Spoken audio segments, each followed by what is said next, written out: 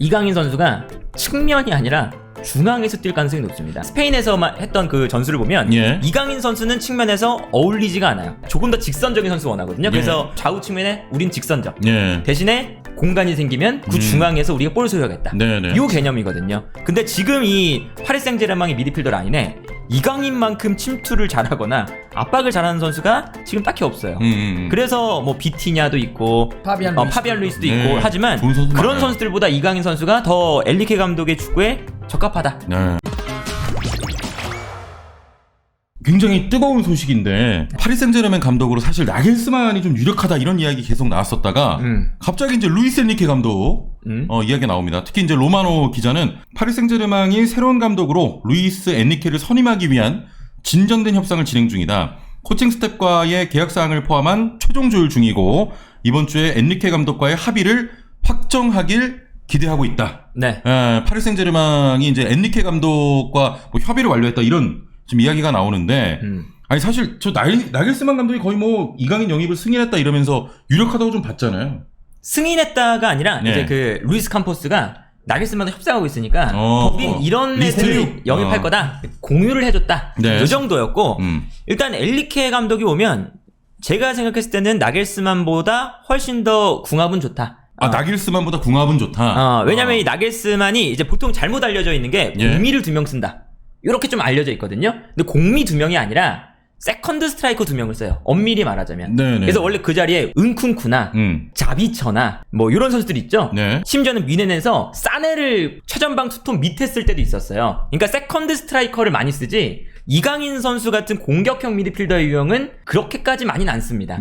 그러다 보니까 엔리케 감독이 오면 엔리케 감독은 어쨌든 스페인 국가대표팀 감독이잖아요. 볼 점유 많이 하고 기술적인 선수를 많이 좋아해요. 그래서 이강인 선수랑 더 적합하다라는 생각이 듭니다.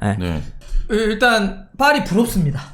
아주 뭐 그냥 좋은 감독들 뭐 계속 연결돼요. 그쵸. 뭐 나겔스만도 좋고 엔리케도 좋은 감독입니다. 감독이고 루이스 엔리케 감독은 제가 지난 카타르 월드컵 때 스페인 국가대표 경기를 일본 경기로 기억하는데 그걸 직관을 갔었거든요. 그게 아마 미토마가 나가려고 했던 볼을 크로스했던 거예요. 맞아요. 그 경기죠.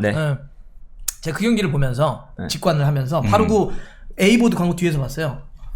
와 진짜 볼 진짜 심하게 돌린다 말이야. 그때 그랬어. 페드리하고 가비가 그때 그랬어. 근데 진짜 볼을 잘 차더라고요. 그럼요. 와 진짜 스페인이니까. 볼은 근데 거기 무슨 뭐 슈팅을 2개 이상 때리면 벌금을 내기로 했나봐. 슈팅을 안 때려. 엄청 돌리죠. 진짜 볼은 기가 막히게 돌리더라고. 와. 근데 이제 이렇게 제가 그때 기억도 느낌도 그랬지만 사실 근데 루이스 엔리케는 그렇다고 해서 완전히 그러니까 바르셀로나 감독도 했고 스페인 국대도 했는데 우리가 그냥 딱 바르셀로나 이러면은 항상 얘기하는 게 뭐 433을 기반으로 한 엄청난 점유, 티키타카 이런 얘기를 하잖아.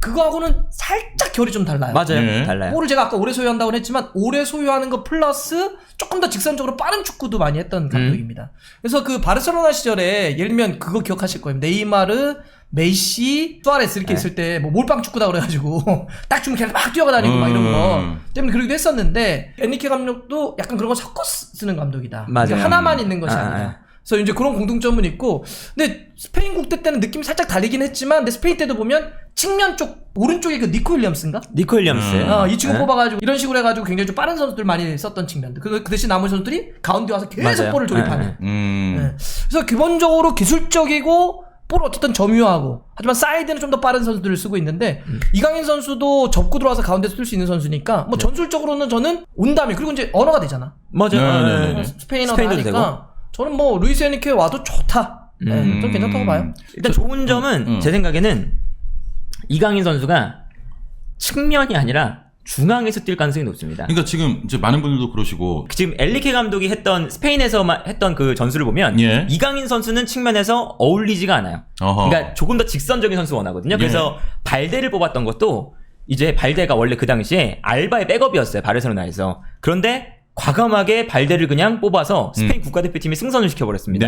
직선적인 게 1번이라서. 그리고 오른쪽에서도 카르바알의 백업으로 이번엔 나이가 많은데 고정관념이었거든요. 이 감독이. 그래서 나바스를 뽑았어요. 직선적이니까. 헤수스 나바스. 헤수스 나바스. 나이 좀 많은. 그죠. 그런 거 상관없이 그냥 직선적인 건 좌우 측면에 우린 직선적. 대신에 좌우 측면을 직선적으로 쓰니까 수비가 끌려나가면 공간이 생기면 그 중앙에서 우리가 볼 소유하겠다. 네네. 이 개념이거든요. 그래서 이강인 선수가 측면보다는 중앙에서 많이 뛸 거고 그렇다면 우리가 이제 늘 이제 마요르카 경기 보면서 조금 더 중앙에서 뛰었으면 그런 그렇죠. 이제 생각을 네. 해보잖아요. 그렇죠. 아마 그 모습을 엔리케가 오면 볼 수가 있다. 루이스 엔리케에 대해서 예를 들면 좀 부족한 감독 아니냐 이렇게 얘기하는 분들도 있는데 제가 그래서 두 명의 선수의 엔리케 감독의 평가를 가져오면 네. 메시가 자기가 역대 만났던 감독들 중에 특히 이제 바르셀로나에서 인연을 맺었던 사람들 중에 칭찬했던 감독이 둘이 있어요. 그게 이제 펩하고 루이스 엔리케입니다. 정말 전술적으로 되게 좋은 지도자다 이런 평을 한 적이 공개적으로. 네. 그리고 그 알칸타라 있잖아요. 네네. 스페인 이번에는 합류하지 못했었는데 알칸타라가 루이스 엔리케에 대해서 이렇게 얘기해요. 루이스 엔리케 축구를 한마디로 정리하면 펩의 포지셔닝 그리고 클럽의 공격성을 동시에 갖고 있는 감독이다. 이 표현을 하죠. 그래서 특징이 아까도 했던 것처럼 그래서 볼 소유를 오래 하고 끌어가면서도 강한 압박도 준비를 많이 하고 그리고 공격성을 갖고 있는 이제 이런 감독이기 때문에 가면 기본적으로 재밌을 거고요. 그리고 네. 모르겠어요. 음바페나 네이마르나 이런 친구들이 어떻게 될지 모르겠지만 혹 뭐 한두 명이 나간다고 하더라도 파리는 여하튼 그렇게 빠져나가게 되면 몇 명은 더 추가적으로 영입을 할 팀이면 마요르카의 무리키와 함께 뛰었을 때보다 훨씬 더 폭발력을 보일 겁니다. 그쵸. 그거는 뭐 거의 원툴이잖아. 전술도. 진짜 여러분도 막 진짜 간다면 파리 경기 보실 때 막 들썩들썩 하실 거예요 진짜. 넣으면 막 때려 넣어줄 거 아니야. 재밌을 거예요 가게 되면. 좀 이게 막 공간도 좀 나고 막 슈팅 찬스도 많이 나고 하겠지. 그렇죠. 네, 그리고 아마 이강인 선수가 중앙에서 뛰면 전 주전이 더 엔리케 감독일 때가 더 쉽다고 보거든요. 나겔스만 때보다. 그러니까 지금 나오고 있는 게 뭐냐면 예. 엔리케가 중앙 미드필더 라인을 마음에 안 들어한다. 얘기가 딱 나와요. 이게 뭐냐면 예. 아까 그쵸. 아까 말씀 주신 티아고 알칸타라가 스페인 국가대표팀에서 탈락한 이유가 있습니다. 많이 못 뛰어서. 네. 그래서 그쵸. 너무 다쳐 그리고. 그래서 그 티아고 알칸타라를 못 데려가고 안 데려가고 가비, 어린 선수. 코케 네. 그리고 요렌테 이런 선수가 더 선발이었어요. 더 위에 있었거든요. 이 선수들의 공통점은 많이 뛴다는 거죠. 네. 그래서 중원에서 많이 뛸 수 있는 선수를 좋아하고 그리고 공간이 났을 때 이제 측면을 직선적으로 쓰니까 네. 공간 나면 침투하는 선수를 좋아해요. 근데 지금 이 파리 생제르맹의 미드필더 라인에 이강인만큼 침투를 잘하거나 압박을 잘하는 선수가 지금 딱히 없어요. 그래서 뭐 비티냐도 있고 파비안 루이스도 네. 있고 하지만 좋은 선수 그런 많아요. 선수들보다 이강인 선수가 더 엔리케 감독의 축구에 적합하다. 네. 그래서 지금 가장 먼저 지금 나오고 있는 게 베라티를 마음에 안 들어한다. 라는 얘기도 벌써 나옵니다. 네.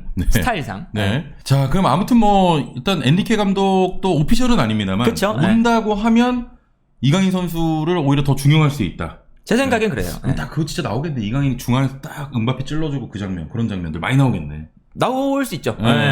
이번에 대표팀 보셨잖아요. 내일도 또 이제 대전에서 할 텐데.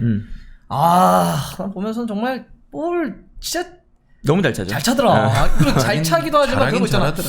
어떻게 어디서 나왔대 저런 선수가. 와. 아니 그 진짜 터치라인에서 그 좁은 지역에서 와. 3명이 옮기는데도 그거를 그쵸. 빼더라 그거를. 그러니까 그렇게 해서 찔러줬는데 음바페가 볼을 잡는다고 생각해봐. 진짜 다르더라고요. 네. 은디아에가 마무리하던 걸 음바페가 한다. 그렇지. 그러면은 이제 은디아에 진짜. 그러면 이제 많이 달라지죠? 생각보다.